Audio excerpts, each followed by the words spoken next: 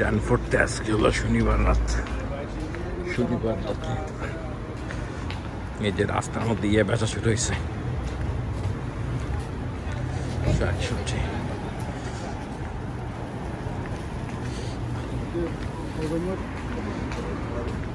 শাকসবজি বেচতেছে আজকে আবার ড্যানফোর্ডে। এটা হলো অক্টোবর, আজকে হলো 23 তারিখ।